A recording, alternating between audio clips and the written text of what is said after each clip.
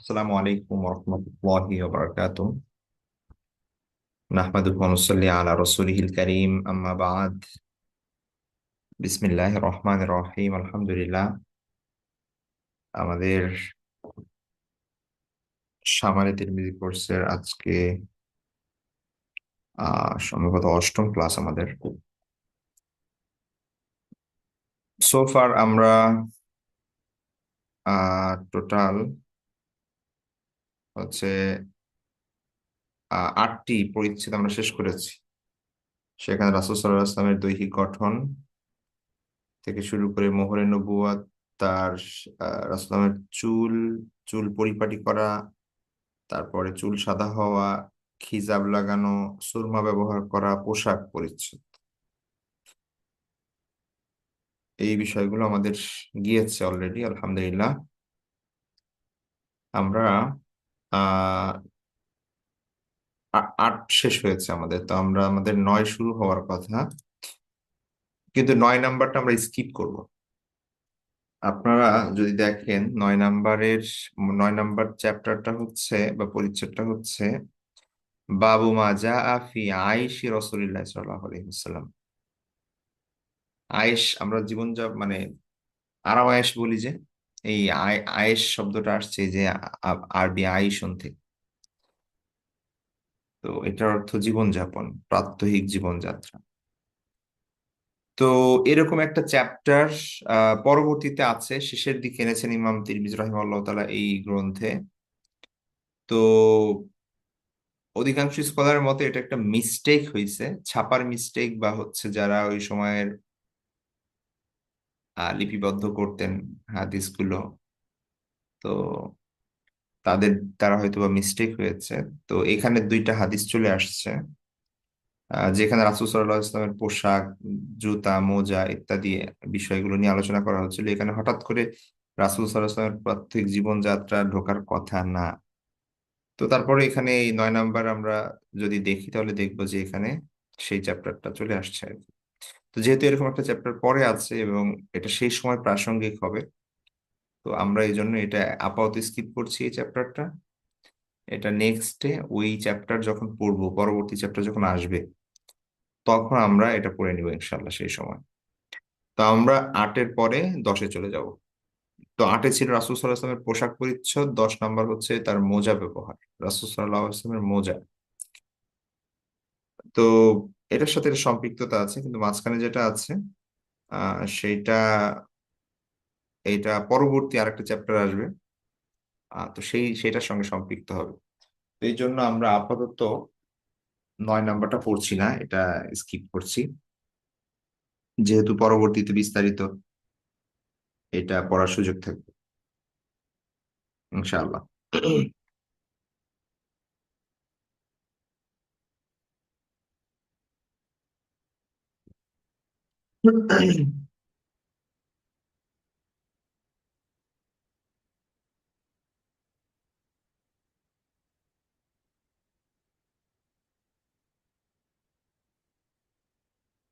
তিপ্পান্নতম chapter সম্ভবত ওটা, আমরা যেটা পরবর্তীতে পড়ার সময় এটা পড়বো। আহ 52 বা 53 এটার সাথে সাথে, এই যে হ্যাঁ, 52। তো এখানে 52 আছে আর কি, কোনো কোনো গ্রন্থে 53-তে এসেছে। তো এইটা পড়ার সময় আমরা এই 9 নাম্বার চ্যাপ্টারটা পড়ে নেবো ইনশাল্লাহ। তো আমরা আপাতত 8 থেকে 10-এ চলে যাচ্ছি। 10 নাম্বার হচ্ছে বাবু মা জা ফি খুফফি রাসূলিল্লাহি সাল্লাল্লাহু আলাইহি ওয়াসাল্লাম। যা কিছু এসেছে, এই পরিচ্ছেদটা হচ্ছে যা কিছু এসেছে ফি খুফফি রাসূলিল্লাহ সাল্লাল্লাহু আলাইহি ওয়াসাল্লাম, রাসূল সাল্লাল্লাহু আলাইহি ওয়াসাল্লামের মোজা সংক্রান্ত। খুফফুন শব্দের অর্থ হচ্ছে মোজা।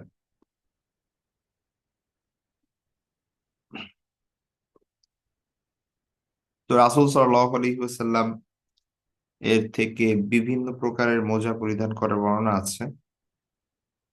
তো তিনি চামড়ার মোজা, সেই সময়ে সাধারণত মানুষ চামড়ার মোজা পরতো বেশি। স্বাভাবিকভাবেই আমরা এখন বিভিন্ন ধরনের কাপড়ের মোজা, উলের মোজা পশমের মোজা, তারপরে হচ্ছে বিভিন্ন ধরনের মোজা। তো এই যে ফেব্রিকের যত ধরন, আমি পোশাকের ক্ষেত্রে আপনাদেরকে অলরেডি বলেছি যে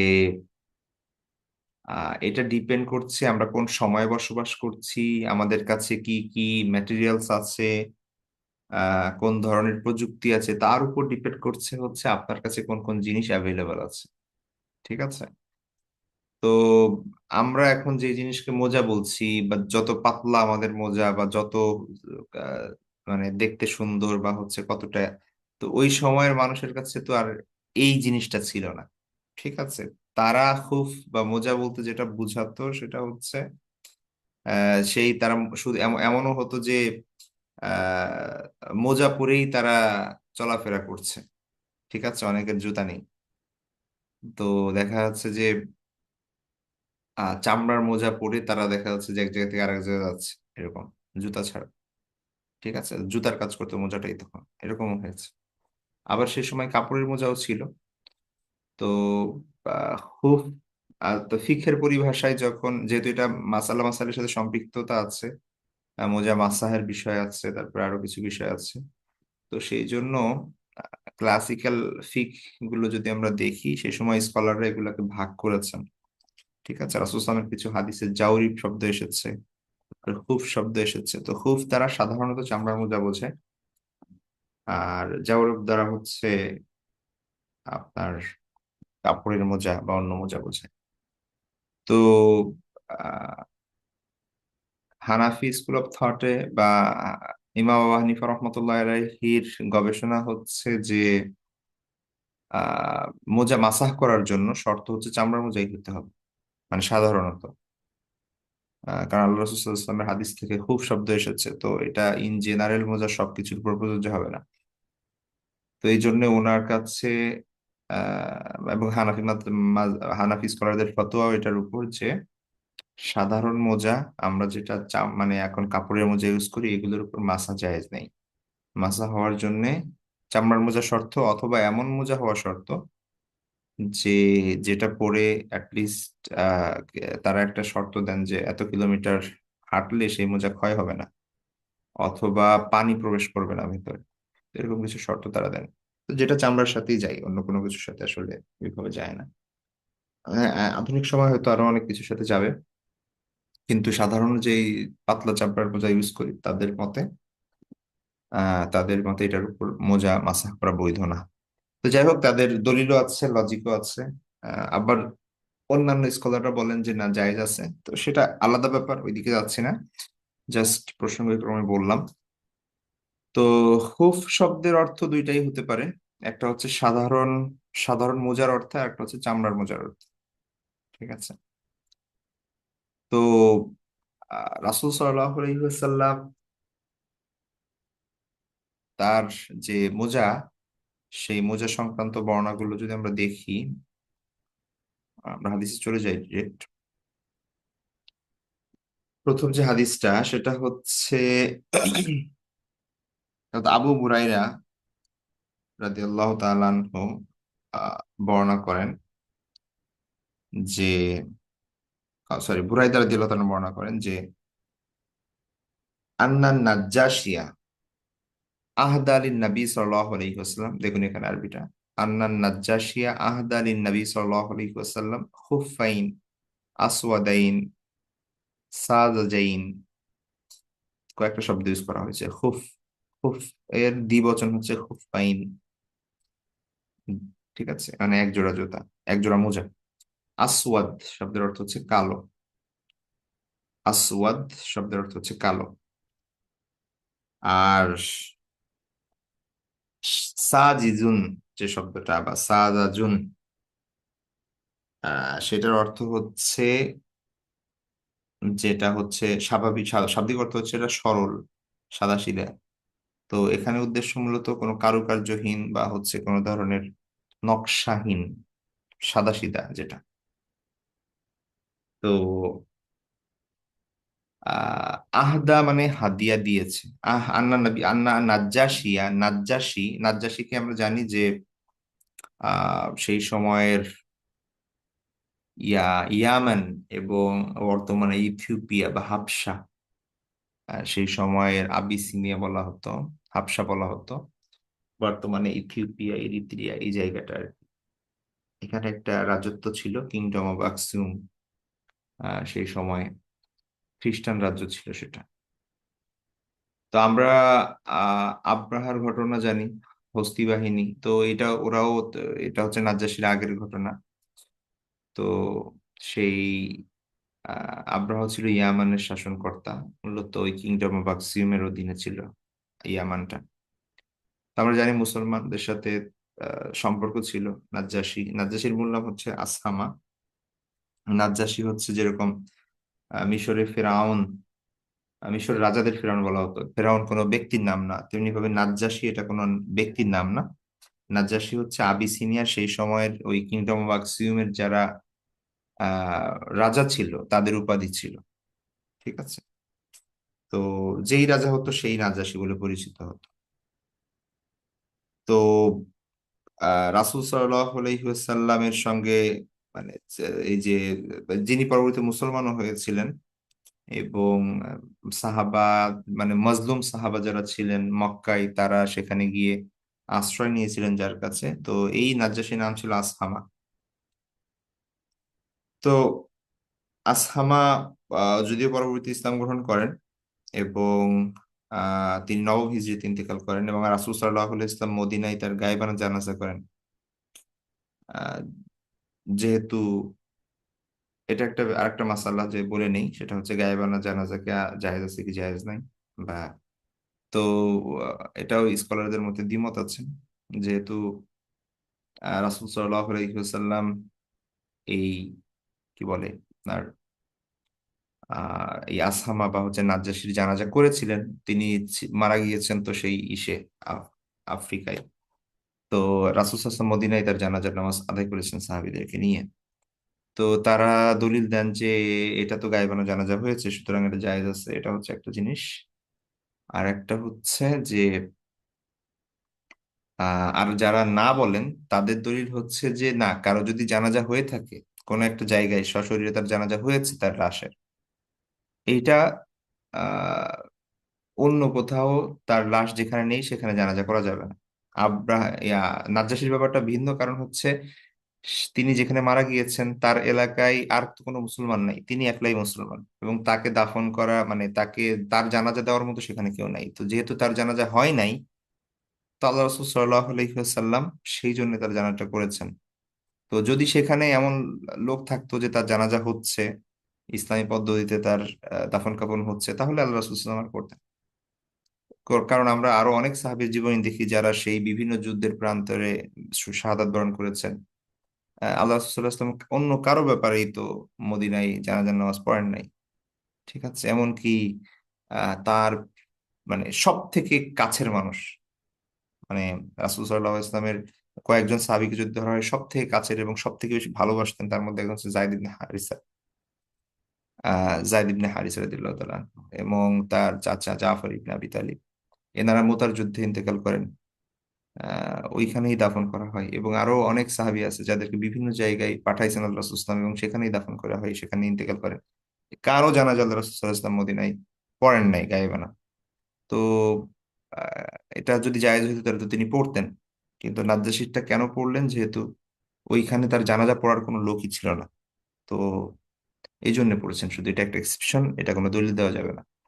তো এইটা যাই হোক, দুইটা মত আছে আর কি। এখন আমাদের সমাজে যেটা প্রচলিত পলিটিক্যাল দৃষ্টিভঙ্গি থেকে পড়া হয়, এটা একটা কালচারাল থেকে পড়া হয়। ঠিক আছে। তো যাই হোক, সেটা নিয়ে ইখতিলাফ আছে, এটা আর একটা ব্যাপার, বলে রাখলাম আর কি। তো এখানে মূলত নাজ্জাশীর কথা বলছিলাম, যে তিনি রাসূল সাল্লাল্লাহু আলাইহি ওয়াসাল্লাম যখন হুদাইবিয়ার সন্ধি হওয়ার পরে মূলত রাসূল সাল্লাল্লাহু আলাইহি ওয়াসাল্লাম তা মানে আশেপাশের যত শাসনকর্তা, রাজা, সম্রাট, বিভিন্ন এম্পারার এবং বিভিন্ন এর, আছে, গোষ্ঠী আছে, তাদেরকে আল্লাহ রাসূল সাল্লাল্লাহু আলাইহি ওয়াসাল্লাম পত্র আকারে ইসলামের দাওয়াত দেন। তেমনি ভাবে মানে সাসানিদ এম্পায়ার অর্থাৎ পারস্য সাম্রাজ্য, তারপরে বাইজেন্টাইন এম্পায়ার, ঠিক আছে, মানে ইস্ট রোমান এম্পায়ার যেটা, রোমান সাম্রাজ্য, তারপরে মিশর, তারপরে হচ্ছে এই যে কিংডম অফ সিউমে নাজ্জাশির কাছে, এরকম বিভিন্ন জায়গায় আল্লাহ রাসূল সাল্লাল্লাহু আলাইহি ওয়াসাল্লাম পত্র পাঠান। তো তাদের রিয়াকশনও ছিল খুবই, এক একজনের এক এক রকম। কেউ পত্র ছিঁড়ে দ্বিখণ্ডিত করে ফেলে, কেউ হচ্ছে প্রত্যাখ্যান করে, কেউ যুদ্ধ ঘোষণা করে, তারপরে কেউ হচ্ছে মুসলমানদের যে চিঠি নিয়ে গেছে তাকেই হত্যা করে ফেলে, আবার কেউ ইসলাম গ্রহণ করে। তো নাজ্জাশী হচ্ছে ইসলাম গ্রহণ করেন, এবং তিনি তার 2 বছর পরে মারা যান আর কি। আল্লাহ রাসূল সাল্লাল্লাহু আলাইহি ওয়াসাল্লামের সাথে তার কখনো দেখা হয় নাই। এটা একটা ইস্যু যে তিনি কি সাহাবী হিসেবে গণ্য হবেন কি হবেন না, এটাও ইখতিলাফ আছে স্কলারদের মধ্যে। তো যাই হোক, সেইগুলো আলাদা ব্যাপার। তো এখান থেকে আবার অনেক মাসালা স্কলার বের করেছেন যে অমুসলিমদের থেকে হাদিয়া নেওয়া জায়েজ আছে, ঠিক আছে, যদি সেটা মানে তাদের অন্য কোনো পারপাস না থাকে, বা মুসলমানদের যদি কোনো ক্ষতি না হয়, তাহলে অমুসলিমদের থেকে হাদিয়া নেওয়া জায়েজ আছে, যেহেতু আল্লাহ রসুল সাল্লাল্লাহু আলাইহি ওয়াসাল্লাম নাজ্জাশী থেকে হাদিয়া গ্রহণ করেছেন এবং তখন সে মুসলমান ছিল না। তো এই জন্য অমুসলিমদের থেকে হাদিয়া গ্রহণ করা এবং সেটা ব্যবহারের ব্যাপারে কোনো অসুবিধা নেই। তো আমরা হাদিসে আসি আবার। আন্না নাজ্জাশিয়া আহদা লিন নবী সাল্লাল্লাহু আলাইহি ওয়াসাল্লাম, রাসূল সাল্লাল্লাহু আলাইহি ওয়াসাল্লামকে নাজ্জাশী হাদিয়া দিলেন খুফাইন, একজোড়া মোজা, আসওয়াদাইন, কালো, আর সাদিজাইন মানে হচ্ছে আহ মানে নকশাহীন, সাদাসিধে। ফালাবিসাহুমা, অতঃপর রাসূল সাল্লাল্লাহু আলাইহি ওয়াসাল্লাম তা পরিধান করলেন, সুম্মা তাওয়াদ্দা, অতঃপর ওযু করলেন, ওয়া মাসাহা আলাইহিমা, এবং মোজার উপর মাসাহ করলেন, ঠিক আছে। তারপরে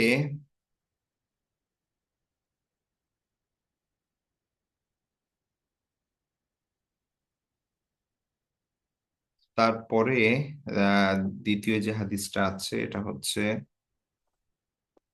মুগীরা ইবনে শুআবা রাদিয়াল্লাহু তাআলা আনহু বর্ণনা করছেন যে আহদা দিহিয়াতু লিন নবী সাল্লাল্লাহু আলাইহি ওয়াসাল্লাম খুফাইন ফালাবিসাহুমা। দিহিয়া কালবি একজন সাহাবী আল্লাহ রাসূল সাল্লাল্লাহু আলাইহি ওয়াসাল্লাম, তো তিনি আহদা হাদিয়া দিয়েছেন লিন নবী সাল্লাল্লাহু আলাইহি ওয়াসাল্লাম, রাসূল সাল্লাল্লাহু আলাইহি ওয়াসাল্লামকে খুফাইন, দুইটা মোজা, একজোড়া মোজা।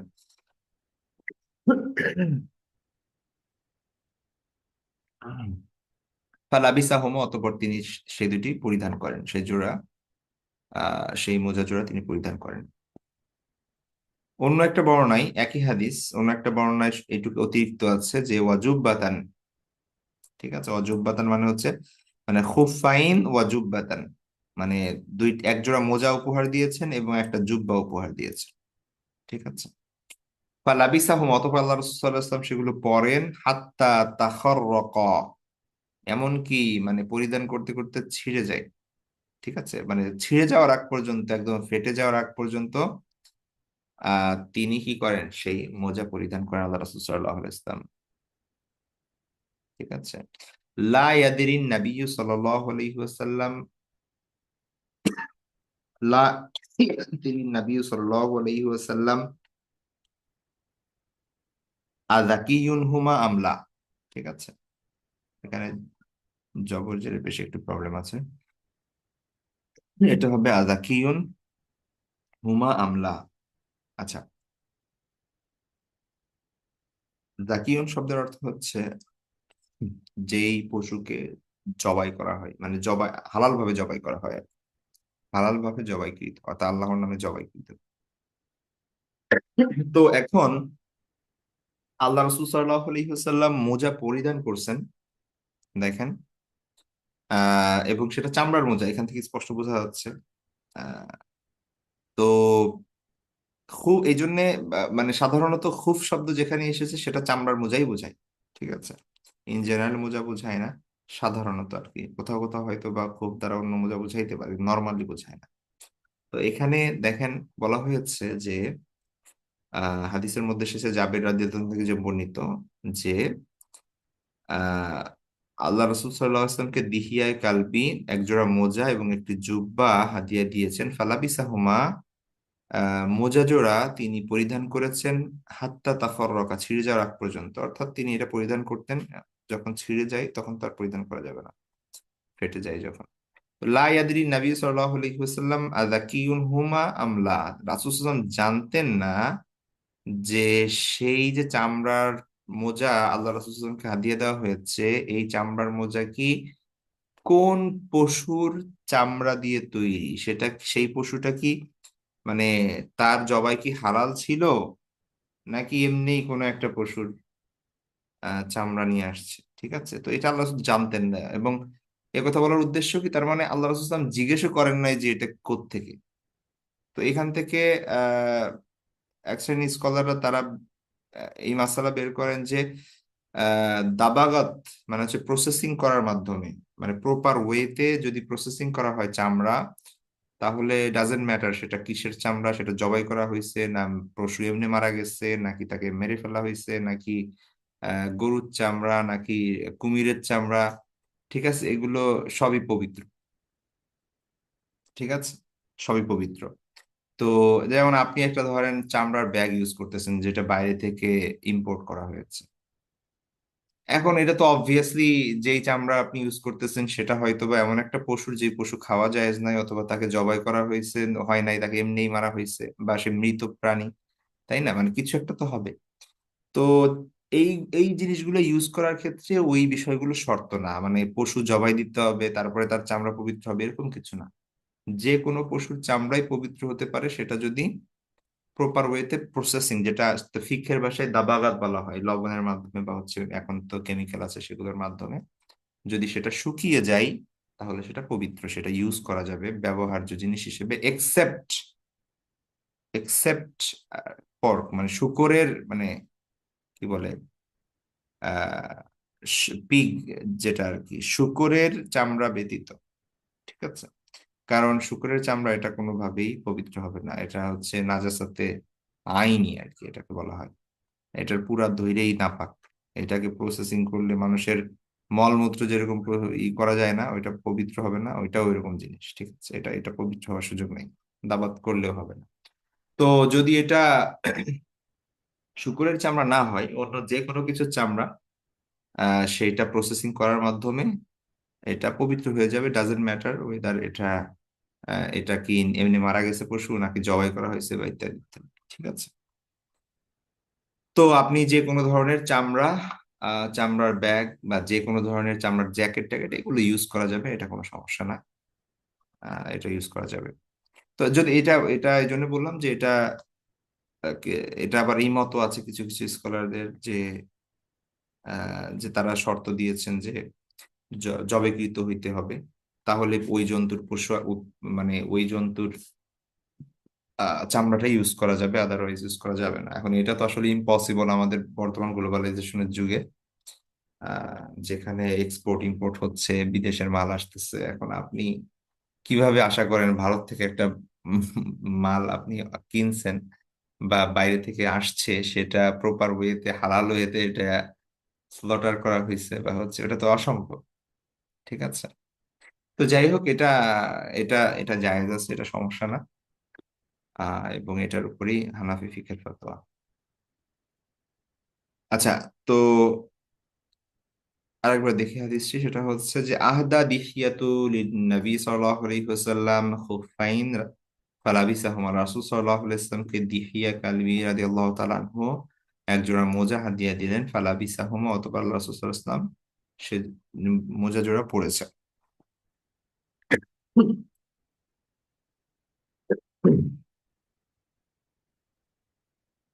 তো এটা ছিল মুগিরা ইবনে শুবার বর্ণনা। অন্য আরো দুজন সাহাবী থেকে বর্ণিত, জাবের রাদিয়াল্লাহু আনহু এবং আমির রাদিয়াল্লাহু আনহু, তারা বলছেন যে তাদের সূত্রে যে বর্ণনাটা আছে সেখানে জুব্বার কথাও আছে, এবং এটাও উল্লেখ আছে যে আল্লাহ রাসূল সাল্লাল্লাহু আলাইহি ওয়াসাল্লাম এটা পড়তেন এটা ফেটে যাওয়া বা ছিঁড়ে যাওয়ার আগ পর্যন্ত। লা ইয়াদরি নবী সাল্লাল্লাহু আলাইহি ওয়াসাল্লাম আযা কিউন হুমা আমলা, আল্লাহ রাসূল সাল্লাল্লাহু আলাইহি ওয়াসাল্লাম জানতেন না যে এই মোজা দুইটা যে তৈরি করা হয়েছে এটা কিসের চামড়া দিয়ে, এটা কি জবেকৃত জন্তুর নাকি না।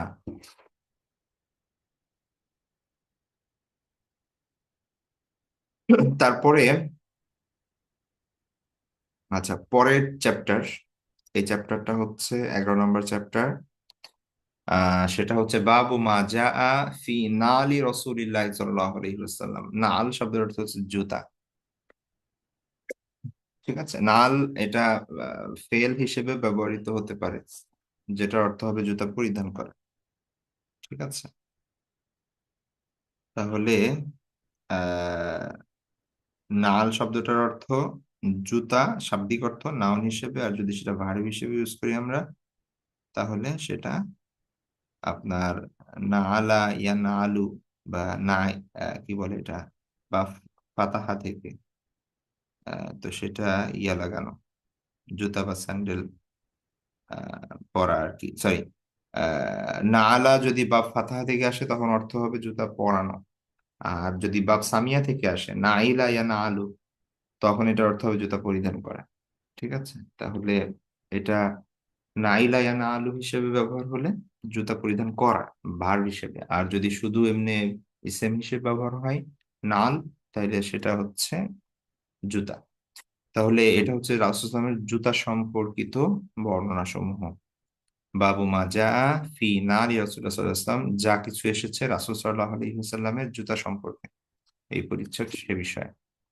তো প্রথম হাদিস, আন কাতাদাতা, কাতাদা প্রখ্যাত তাবেঈ রাহিমাহুল্লাহ তাআলা, তিনি বলছেন যে কুলতুলি আনাস ইবনে মালিক, আমি আনাস ইবনে মালিক রাদিয়াল্লাহু জিজ্ঞেস করলাম, কাইফা কানা নালু রাসূলিল্লাহি সাল্লাল্লাহু আলাইহি ওয়াসাল্লাম, রাসূল সাল্লাল্লাহু আলাইহি ওয়াসাল্লামের জুতা কেমন ছিল। কলা, তিনি বললেন, লাহুমা কিবালান, ঠিক আছে, তার ছিল দুইটা কিবাল।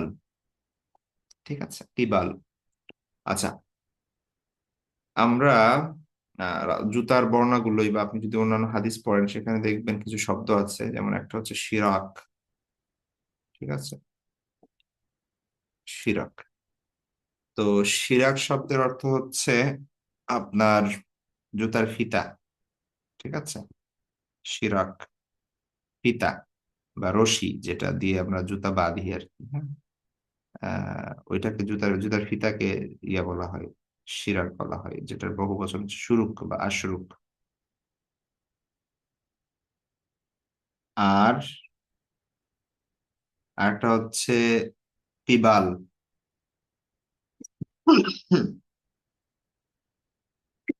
তিবাল শব্দটা হচ্ছে কবলুন শব্দ থেকে আসছে, অর্থাৎ সম্মুখে। ঠিক আছে, যেটা সামনে থাকে। তো জুতার সামনের সাইডে, সামনের দিকে যেই ফিতা জুতার সাথে লাগানো থাকে, ঠিক আছে, ওইটাকে বলা হয় কিবাল। তো আমরা এখানে আপাতত চামড়ার ফিতা দেখি। ঠিক আছে, আমরা এখন এই ব্যাপারটা আসলে পোশাকের মতো, পোশাকের থেকে আরো জটিল। আপনি এখন বাজারে গেলে কত ডিজাইনের হাজারো রকমের জুতা, তাই না? তো এগুলো আহ না সেই সময় ছিল, আবার সেই সময় যা ছিল তা না এখন আছে।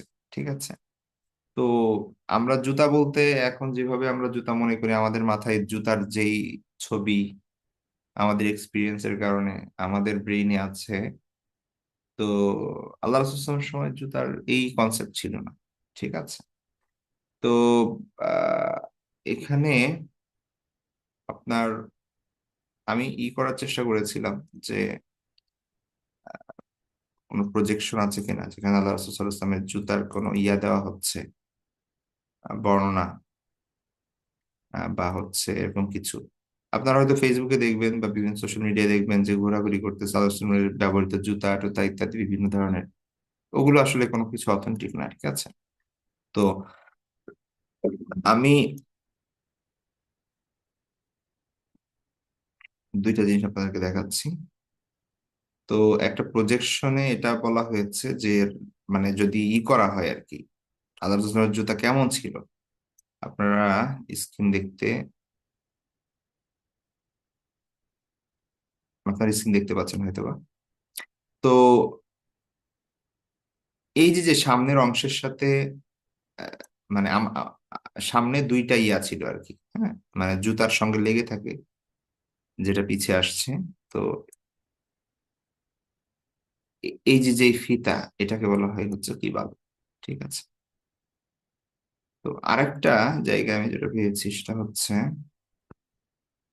এরকম আর কি। এখানে দেখতে পাচ্ছেন। তো ধরেন এটা হচ্ছে পূর্ণ জুতা, আর উপরে এখানে একটা ফিতা লাগানো ছিল, এখানে একটা ফিতা লাগানো ছিল।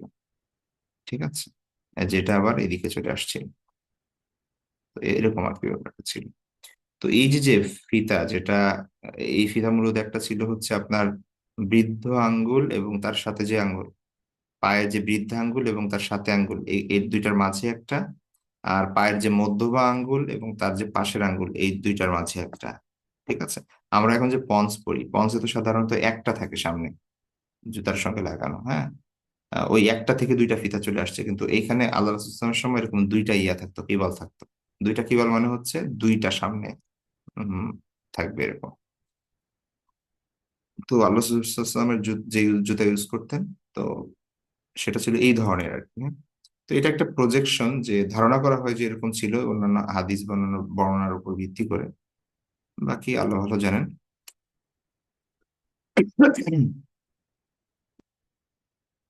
তো আমরা দেখি যে আল্লাহ রসুল সাল্লাহ ইসলামের সাহাবী আনাস ইবনে মালিক রাদিয়াল্লাহু আনহু যখন জিজ্ঞেস করা হলো যে কাইফা কানা নাল রাসূলুল্লাহ সাল্লাল্লাহু আলাইহি ওয়াসাল্লাম, রাসূল সাল্লাল্লাহু আলাইহি ওয়াসাল্লামের জুতা কেমন ছিল, তিনি বললেন লাহুমা কিবালান, জুতা ছিল দুইটা কিবাল।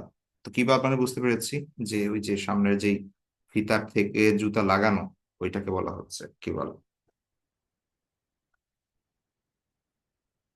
তারপরের হাদিস হচ্ছে আব্দুল্লাহ ইবনে আব্বাস রাদিয়াল্লাহু আনহু থেকে, তিনি বলেন যে কান আলী না আলী রাসূলুল্লাহ সাল্লাল্লাহু আলাইহি ওয়াসাল্লাম কিবালানে মাসনিউন শিরাকাহুমা। রাসূল সাল্লাল্লাহু আলাইহি ওয়াসাল্লাম রাসূল সাল্লাল্লাহু আলাইহি ওয়াসাল্লামের জুতা ছিল দুইটা কিবাল। ঠিক আছে। তাহলে কিবাল মানে আমরা বুঝেছি যে সামনে যেই, কি বলে আপনার, সামনে যেই হচ্ছে আপনার ওই জুতার সঙ্গে লাগানো যে ফিতাটা, হ্যাঁ। আর যেই ফিতাটা চলে আসছে পেছনের দিকে, এটাকে বলা হবে শিরাক, মানে জুতার ফিতা যেটাকে শিরাক বলা হচ্ছে আর কি, হ্যাঁ। তো এটা সম্ভবত মুসান্না হবে, এখানে মাসনিউন লিখছে। তো কিবালান মানে হচ্ছে দুইটা ফিতা। আর মাসনা শব্দ আমরা জানি অলরেডি, এটা হচ্ছে দুই বোঝায়। আর শিরাকাহুমা মানে হচ্ছে যে এই যে রাসূলের জুতার যে এই যে উপরের যে ফিতা, সেই ফিতার কথা বলা হচ্ছে, হ্যাঁ। তো অর্থাৎ কিবালের সঙ্গে এই শিরাকের মিল ছিল, যেটা আমরা এই যে এই প্রজেকশনে দেখেছি। এখানে একটু দেখি আমরা আবার। তো ধরেন এটা হচ্ছে মূলত কিবাল, হ্যাঁ, কিবাল থেকে চলে আসছে, আর এটা হচ্ছে শিরাক মূলত যে ফিতা, মূল মূল ফিতা। তো বলা হচ্ছে যে দুইটা কিবাল ছিল আল্লাহ রাসূল সাল্লাল্লাহু আলাইহি ওয়াসাল্লামের জুতার, এবং সেইটা এই যে শিরাকের সাথে মিশ্রিত ছিল আর কি, মিলানো ছিল। ঠিক আছে। মূল জুতার ফিতার সাথে। আমাদের দ্বারা এগুলো একটু বোঝা মুশকিল হতে পারে, কারণ হচ্ছে আমাদের কাছে তো এক্সাক্ট সেই জুতাটা এখন নাই। বা আমরা যে জুতা বলতে আমরা এখন যে জুতা বুঝি, বিভিন্ন স্টাইলের চামড়ার মোজা আমরা পরি। তো সেই জিনিসের কনসেপ্ট আমাদের ব্রেনে, ঠিক আছে। পন্স দিয়ে হয়তো কিছুটা বোঝা যেতে পারে, আমরা যে দুই ফিতাওয়ালা পঞ্চ পড়ি সেটার মতো অনেকটা আর কি।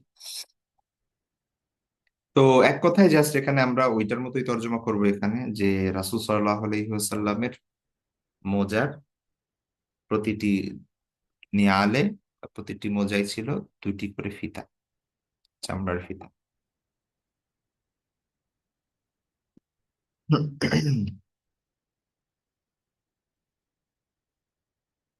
তারপরে আম,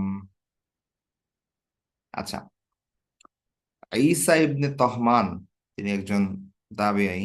তিনি বলছেন যে আখরাজা ইলাইনা আনাস ইবনু মালিক নালাইন জারদাওয়াইন।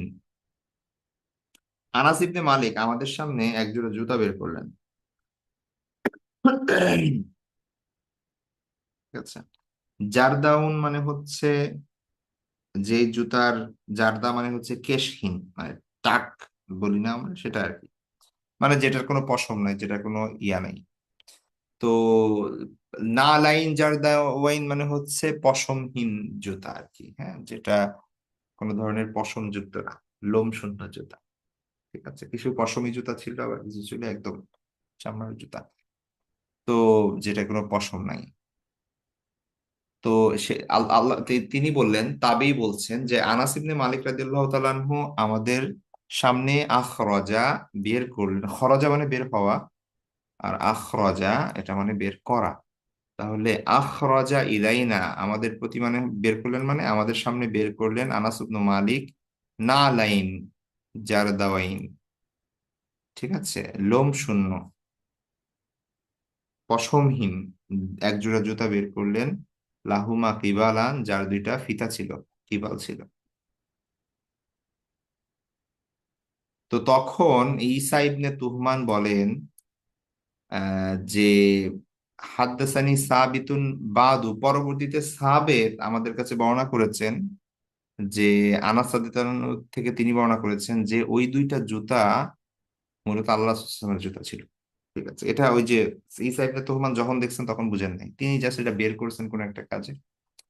তো পরবর্তীতে তিনি জানতে পারছেন যে ও যে জুতা আমরা দেখেছি সেটা মূলত আল্লাহ রাসূলুল্লাহ সাল্লাল্লাহু আলাইহি ওয়াসাল্লামের জুতা ছিল।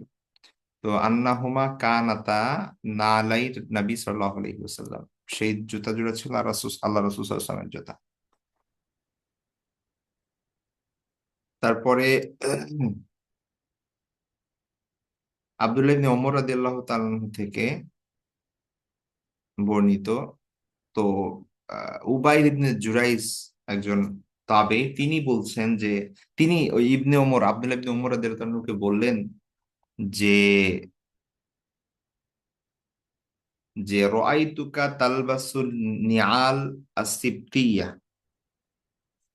তিনি বললেন যে আমি আপনাকে দেখছি যে আপনি লোমহীন বা এই যে উলহীন বা হচ্ছে পশমহীন কি পরছেন, জুতা পরছেন, এর কারণ কি? রাআইতুকা আমি আপনাকে দেখলাম তালবাসুন নিআল, আপনি পরছেন, লাবিস তালবাস মানে পরিধান করা, তাহলে তালবাসুন নিআল জুতা পরিধান করছেন, আর সিবতিয়া, সিবতিয়া মানে হচ্ছে কি, যেটা ওই যে লোম শূন্য বা হচ্ছে পশমহীন।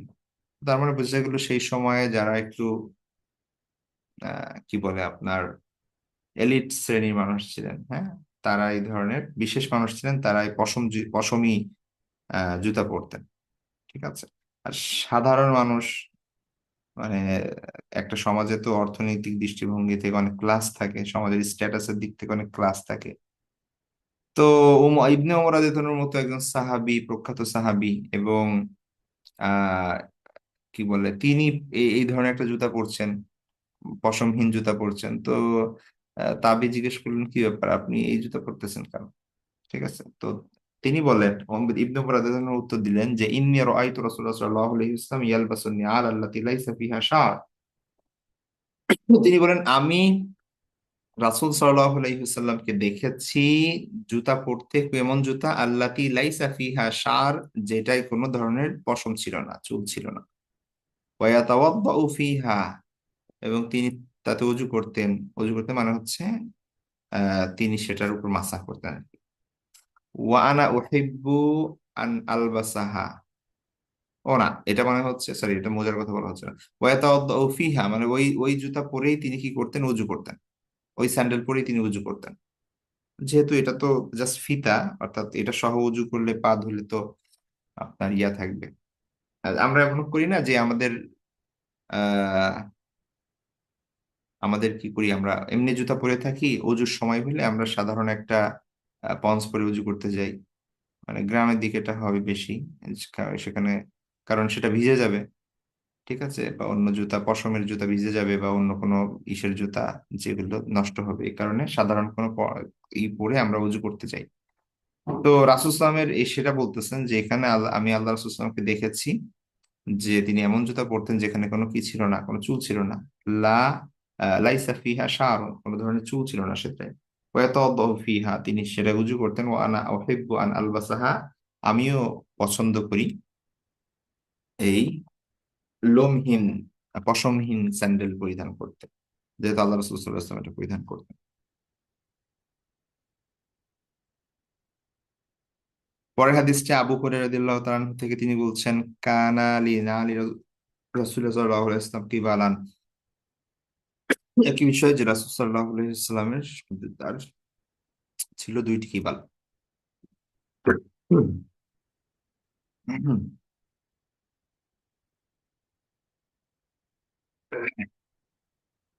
আমর ইবনে হুয়াইস, সরি আমর ইবনে হুরাইস, আহ, তিনি বলেন রাদিয়াল্লাহু তাআলা আনহু যে রাআইতু রাসূলুল্লাহ সাল্লাল্লাহু আলাইহি ওয়াসাল্লাম ইউসাল্লি ফি নালাইন মাখসুফাতাইন, যে আমি দেখেছি আল্লাহ রাসূল সাল্লাল্লাহু আলাইহি ওয়াসাল্লামকে নামাজ পড়তে কি পরে, জুতা অবস্থায়, যেই জুতা ছিল মেরামতকৃত, তালিযুক্ত, ঠিক আছে, ছিঁড়ে গিয়েছে। তো সেটা তিনি আবার সেলাই করেছেন, তো ফেটে গিয়েছে, সেটা আবার হয়তো তালি দিয়েছেন, তো এরকম আর কি। তো এখানে এই যে আমরা দেখতে পাচ্ছি মাকসুফাতুন, এটার অর্থ হচ্ছে ছেঁড়া বা ফাটা, যে জুতা ফেটে গিয়েছে সেটাকে বলা হয় মাকসুফ। তাহলে তিনি বলছেন যে আল্লাহ রাসূল সাল্লাল্লাহু আলাইহি ওয়াসাল্লামকে আমরা দেখেছি, আমি দেখেছি যে কি করতে, তিনি সালাত আদায় করছেন ফি নালাইন মাখসুফাতাইন, ঠিক আছে, আহ তালিযুক্ত জুতা পরে তিনি সালাত আদায় করছেন। তারপরে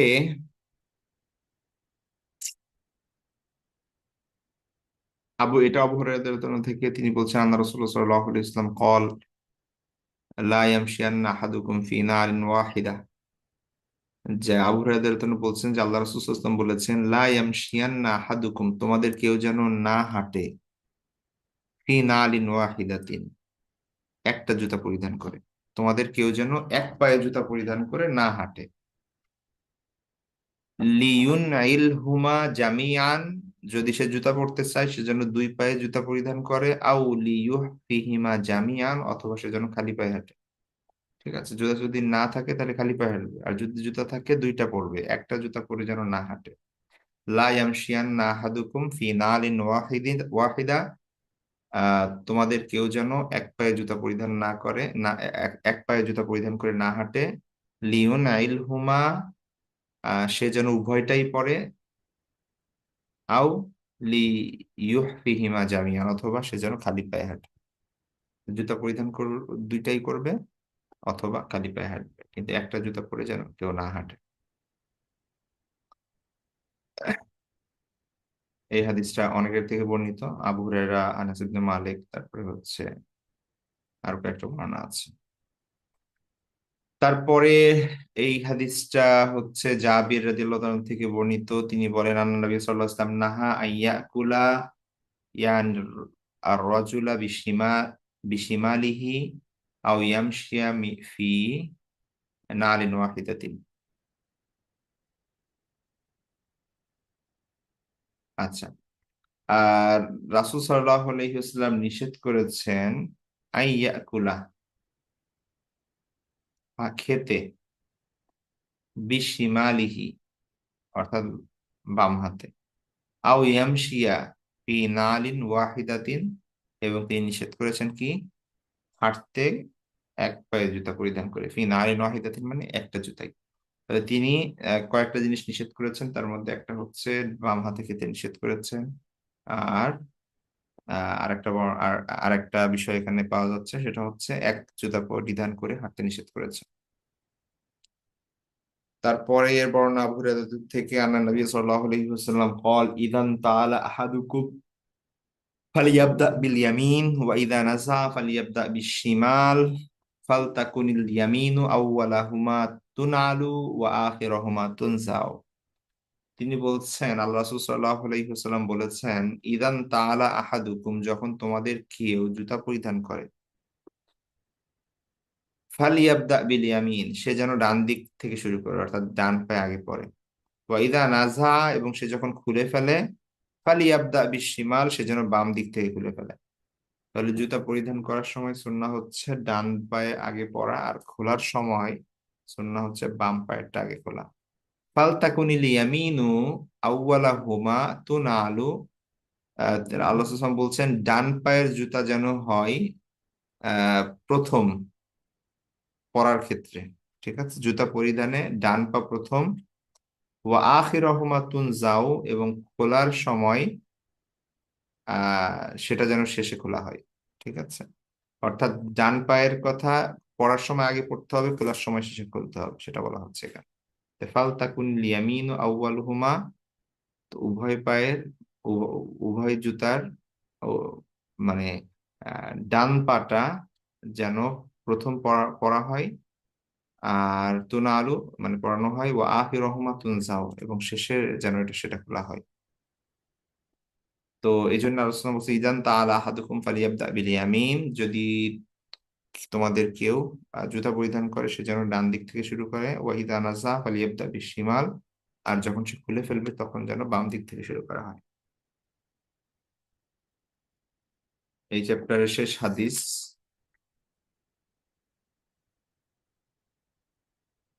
এটা হচ্ছে আয়েশা রাদিয়াল্লাহু তাআলা আনহা থেকে, তিনি বলছেন, কানা রাসূলুল্লাহ সাল্লাল্লাহু আলাইহি ওয়াসাল্লাম ইউহিব্বু তায়াম্মুনা মাস্তাতা ফি তারাজ্জুলিহি ওয়া তানাউলিহি ওয়া তুহুরিহি। আমাদের গিয়েছে অলরেডি হাদিসটি। আয়েশা রাদিয়াল্লাহু বলছেন যে রাসূল সাল্লাল্লাহু আলাইহি ওয়াসাল্লাম তিনি ভালোবাসতেন, পছন্দ করতেন ডান দিক থেকে করতে, মাস্তাতা যতটা সম্ভব, ফি তারাজ্জুলিহি তার চুল আঁচড়ানোর ক্ষেত্রে, ওয়া তানাউলিহি তার জুতা পরিধান করতে, ওয়া তুহুরিহি পবিত্রতা অবলম্বনের ক্ষেত্রে।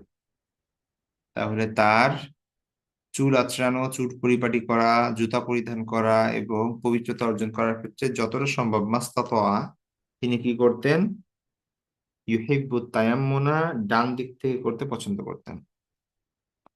তো এটা হচ্ছে আয়েশা রাদিয়াল্লাহু তাআলা আনহার বর্ণনা।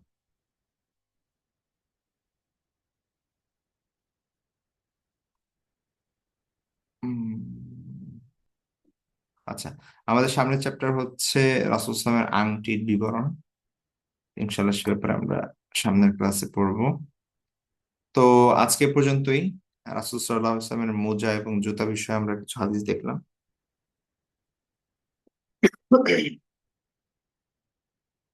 ঠিক আছে, আমাদের আজকে এই পর্যন্তই থাকবে। নেক্সট ক্লাস ইনশাল্লাহ আবার দেখা হবে। আহ সে পর্যন্ত ভালো থাকবেন সবাই, দোয়া করবেন। আসসালামু আলাইকুম ওয়া রাহমাতুল্লাহি ওয়া বারাকাতুহু।